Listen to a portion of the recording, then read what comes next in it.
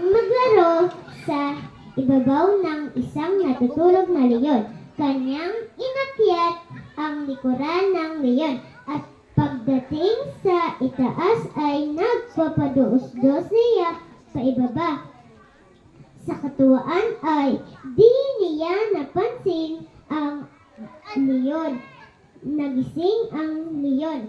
Dinakma ng leon ang daga at hinawakan sa buntot na wari-bagang balak siyang isubo at kainin. Natakot at nagmamakaawa ang daga. Ipagpaumanhin mo, kaibigan, hindi ko sinasadya. Gabalain ka sa pagtulog mo. Wala akong masamang hangarin. Nagkatuwaan ko lang na maglaro sa iyong likuran. Huwag mo kong kainin. Nabakas ng leon sa mukha. Tunay na pagmamakaawa. Sige, pagkakulan kita, pero sa susunod ay huwag mong gabalain ang pagtulog ko, sabi ng leon. Salamat, kaibigan. Balang araw ay makakaganti rin ako sa kabutihan mo, sagot ng daga.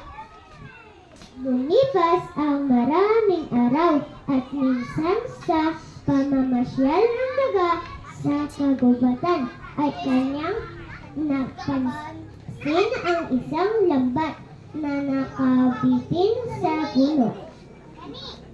Lumapit siya upang mag-usisa at agad niyang nakilala ang leon na nahuli sa loob ng lambat na ginawang bitag ng mga ngaso sa kagubatan.